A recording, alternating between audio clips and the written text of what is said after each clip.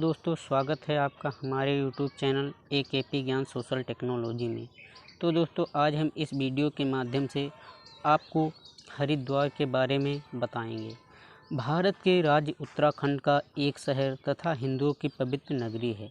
दोस्तों, हरिद्वार उत्तराखंड के हरिद्वार जिले का एक पवित्र नगर तथा हिंदुओं का प्रमुख तीर्थ स्थल है। यह नगर निगम बोर्ड से नियंत्रित है। दोस्तों, यह बहुत प्राचीन नगरी है। हरिद्वार हिंदुओं के 7 पवित्र स्थलों में से एक है। दोस्तों, 3139 मीटर की ऊंचाई पर स्थित अपने स्रोत गौमुख गंगोत्री हिमनद से 243 किमी की यात्रा करके गंगा नदी हरिद्वार के मैदानी क्षेत्र में प्रवेश करती है। इसलिए हरिद्वार को गंगा द्वार के नाम से भी जाना जाता है। दोस्तों, जिसका अर्थ है वह स्थान जहां पर गंगा जी मैदानों में प्रवेश करती हैं। हरिद्वार का अर्थ है हरि, ईश्वर का द्वार होता है। दोस्तों, पाश्चात्कालीन हिंदू धार्मिक कथाओं के अनुसार हरिद्वार वह स्थान है जहां अमृत की कुछ बूंदें घड़े से गिर गई जब धन्वंतरी उस घड़े को समुद्र मंथन के बाद ले जा रहे थे। दोस्तों, धर्तव्य है कि कुंभ या महाकुंभ से समृद्ध कथा का उल्लेख किसी पुराण में नहीं है। दोस्तों, प्रचित रूप में इसका ही उल्लेख होता रहा है, अतः कथा का रूप भी भिन्न भिन्न रहा है। मान्यता है कि 4 स्थानों पर अमृत की बूंदें गिरी थी। दोस्तों, वह स्थान हैं उज्जैन, हरिद्वार, नासिक और प्रयागराज। इन चारों स्थानों पर बारी बारी से हर 12वें वर्ष पर महाकुंभ का आयोजन होता है। दोस्तों, एक स्थान के महाकुंभ से 3 वर्षों के बाद दूसरे स्थान पर महाकुंभ का आयोजन होता है। दोस्तों, इस प्रकार 12वें वर्ष में एक चक्र पूरा होकर फिर पहले स्थान पर महाकुंभ का समय आ जाता है। दोस्तों, पूरी दुनिया से करोड़ों तीर्थयात्री, भक्तजन और पर्यटक यहाँ इस समारोह को मनाने के लिए एकत्र होते हैं। दोस्तों, गंगा नदी के तट पर शास्त्र विधि से स्नान इत्यादि करते हैं। दोस्तों, एक मान्यता के अनुसार वह स्थान जहाँ पर अमृत की बूंद गिरी थी उसे हर की पौड़ी पर ब्रह्मकुंड माना जाता है। दोस्तों, हर की पौड़ी हरिद्वार का सबसे पवित्र घाट माना जाता है और पूरे भारत से भक्तों और तीर्थयात्रियों के जत्थे त्यौहार या पवित्र दिवसों के अवसर पर स्नान करने के लिए यहाँ आते हैं। यहाँ स्नान करना मोक्ष प्राप्त करवाने वाला माना जाता है। दोस्तों, हरिद्वार तीर्थ के रूप में बहुत ही प्राचीन तीर्थ है, परंतु नगर के रूप में यह बहुत प्राचीन नहीं है। दोस्तों, हरिद्वार नाम भी उत्तर पौराणिक काल में ही प्रचलित हुआ है। दोस्तों, महाभारत में केवल गंगा द्वार ही कहा गया है। पुराणों में इसे गंगा द्वार, माया क्षेत्र, माया तीर्थ, सप्तस्रोत तथा कुब्जमक के नाम से भी वर्णन किया गया है। दोस्तों, प्राचीन काल में कपिल मुनि के नाम पर इसे कपिला भी कहा जाता था। ऐसा कहा जाता है कि यहाँ कपिल मुनि का तपोभवन था। दोस्तों, पौराणिक कथाओं के अनुसार भागीरथी ने, जो सूर्यवंशी राजा सगर के पौत्र श्री राम के एक पूर्वज थे, गंगा जी को सतयुग में वर्षों की तपस्या के पश्चात अपने 60,000 पूर्वजों के उद्धार और कपिल ऋषि के श्राप से मुक्त करने के लिए पृथ्वी पर लाए थे। दोस्तों, हरिद्वार नाम का संभवतः प्रथम उपयोग पद्म पुराण में हुआ है। पद्म पुराण के उत्तराखंड में गंगा अवतरण के उपरोक्त प्रसंग में हरिद्वार की अत्यधिक प्रशंसा करते हुए उसके सर्वश्रेष्ठ तीर्थ होने की बात कही गई है। दोस्तों, यदि हम हरिद्वार के दर्शनीय धार्मिक स्थल की बात करें तो अत्यंत प्राचीन काल से हरिद्वार में 5 तीर्थों की विशेष महिमा बताई गई है। दोस्तों, इसमें से हरिद्वार मुख्य के दक्षिण में कनखल तीर्थ विद्यमान है। दोस्तों, पश्चिम दिशा में बलकेश्वर तथा कोट तीर्थ है। पूर्व में नीलेश्वर महादेव तथा नील पर्वत पर ही सुप्रसिद्ध चंडी देवी, अंजना देवी आदि के मंदिर तथा पश्चिमोत्तर दिशा में सप्तगंग प्रवेश या सप्त सरोवर सप्तर्षि आश्रम है। दोस्तों, इन स्थलों के अतिरिक्त हरिद्वार में अनेक प्रसिद्ध तीर्थ स्थल हैं। सर्वाधिक दार्शनिक और महत्वपूर्ण तो यहाँ गंगा की धारा है। दोस्तों, हर की पौड़ी के पास जो गंगा की धारा है वह कृत्रिम रूप से मुख्य धारा से निकाली गई धारा है और उस धारा से भी एक छोटी धारा निकलकर ब्रह्मकुंड ले जाई गई है। इसी में अधिकांश लोग स्नान करते हैं। दोस्तों, गंगा की वास्तविक मुख्य धारा नील पर्वत के पास से बहती है। दोस्तों, हर की पौड़ी से चंडी देवी मंदिर की ओर जाते हुए ललतारू पुल से आगे बढ़ने पर गंगा की यह वास्तविक मुख्य धारा अपने प्राकृतिक छटा के साथ द्रष्टव्य है। बाढ़ में पहाड़ से टूटकर आए पत्थरों के असंख्य टुकड़े यहाँ दर्शनीय हैं। दोस्तों, इस धारा का नाम नील पर्वत के निकट होने से नील धारा है। दोस्तों, नील धारा में स्नान करके पर्वत पर नीलेश्वर महादेव के दर्शन करने का बड़ा ही महत्व है। दोस्तों, हर की पौड़ी। दोस्तों, हर की पौड़ी, पौड़ी का अर्थ होता है सीढ़ी। कहा जाता है कि राजा विक्रमादित्य के भाई भर्तृहरि ने यही तपस्या करके अमर पद पाया था। दोस्तों, भर्तृहरि की स्मृति में राजा विक्रमादित्य ने पहल यह कुंड तथा पौड़ियाँ सीढ़ियाँ बनवाई थी।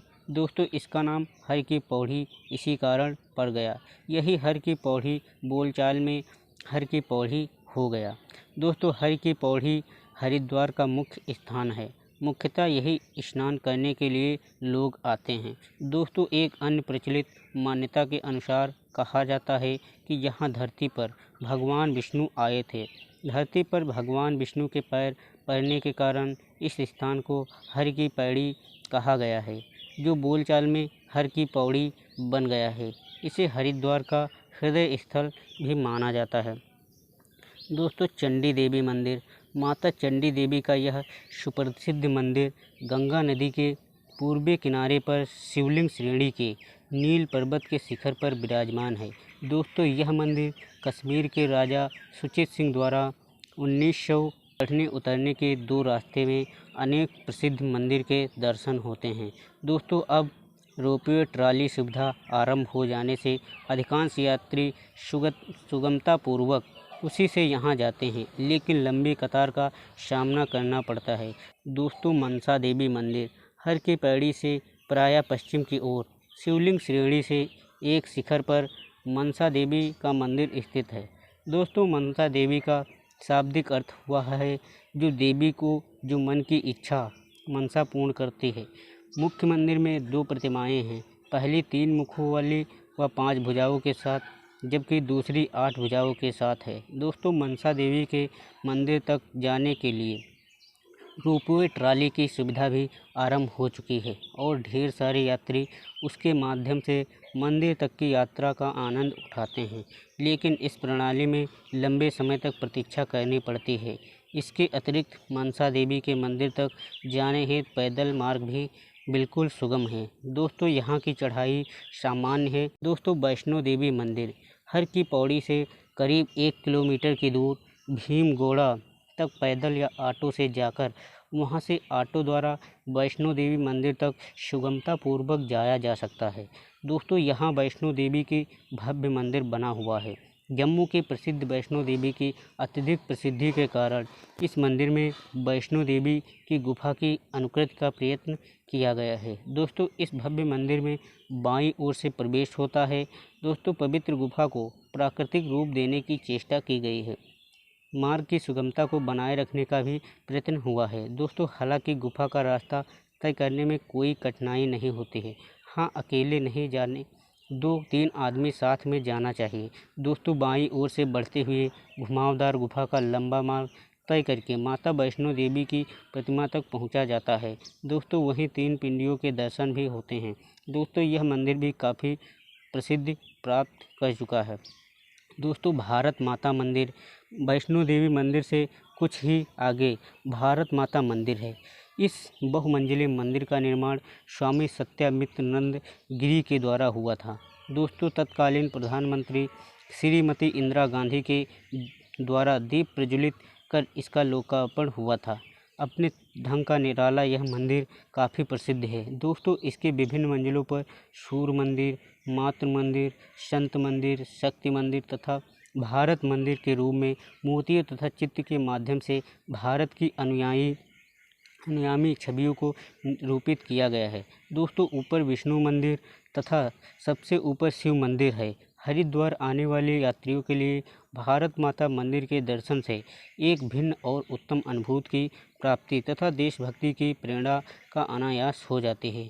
दोस्तों, सप्त सरोवर भारत माता मंदिर से ऑटो द्वारा आगे बढ़कर आसानी से सप्तऋषि आश्रम तक पहुंचा जा सकता है। दोस्तों, यहां जाने पर सड़क की दाहिनी ओर सप्त धाराओं में बटी गंगा की निराली प्रकृति छवि दर्शनीय है।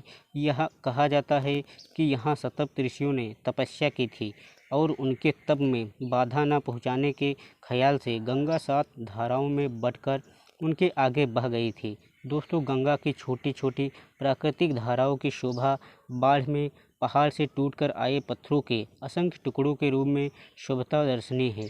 दोस्तों, यहाँ सड़क की दूसरी ओर सप्तऋषि आश्रम का निर्माण किया गया था। दोस्तों, यहाँ मुख्य मंदिर शिव जी का है और उनकी परिक्रमा में सप्तऋषियों के छोटे छोटे मंदिर दर्शनीय हैं। दोस्तों, स्थान प्राकृतिक शोभा से भरपूर है। अखंड अग्नि प्रज्वलित रहती है और कुछ कुछ दूरियों पर सप्तऋषियों के नाम पर 7 कुटिया बनी हैं, जिसमें आश्रम के लोग भी रहते हैं। दोस्तों, शांति कुंज या गायत्री शक्तिपीठ सुप्रसिद्ध मनीषी श्री राम शर्मा द्वारा स्थापित गायत्री परिवार का मुख्य केंद्र शांतिकुंज हरिद्वार से ऋषिकेश जाने के मार्ग पर विशाल परिक्षेत्र में एक दूसरे से जुड़े अनोखे उपखंड में बटा आधुनिक युग में धार्मिक आध्यात्मिक गतिविधियों का एक अनंत कार्यस्थल है। दोस्तों, यहाँ का सुचिंतित निर्माण तथा अत्यंत व्यवस्था सभी श्रेणी के दर्शकों पाठकों के मन को निश्चित रूप से मोहित करता है। दोस्तों, यह संस्थान मुख्यतः श्री राम शर्मा आचार्य द्वारा लिखित पुस्तकों तथा उनकी प्रेरणा से चल रही पत्रिकाओं के प्रकाशन का कार्य भी करता है। दोस्तों, शोध कार्य में इस संस्थान के अंतर्गत चलता है। हरिद्वार जाने वाले यात्रियों के लिए इस संस्थान को देखे बिना हरिद्वार यात्रा परिपूर्ण नहीं मानी जाती है। दोस्तों, ऐसा अनुभव यहाँ आने वाले प्रत्येक यात्री को प्रायः होता है। दोस्तों, कनखल हरिद्वार की उपनगरी कहलाने वाले कनखल हरिद्वार से 3 किलोमीटर दूर दक्षिण दिशा में स्थित है। दोस्तों, यहाँ विस्तृत आबादी एवं बाजार है। आबादी वाले तीर्थ स्थलों में हरिद्वार का सबसे प्राचीन तीर्थ कनखल है। विभिन्न पुराणों में इसका नाम स्पष्टता उल्लेखित है। गंगा की मुख्य धारा से हर की पौड़ी में लाई गई धारा कनखल में पुनः मुख्य धारा में मिल जाती है। महाभारत के समय समय अनेक पुराणों ने भी कनखल में गंगा विशेष पुण्यदायिनी मानी जाती है। दोस्तों, इसलिए यहाँ गंगा स्नान का विशेष महत्व है। कनखल में ही दक्ष ने यज्ञ किया था, यह ऊपर लिखित विवरण में दर्शाया जा चुका है।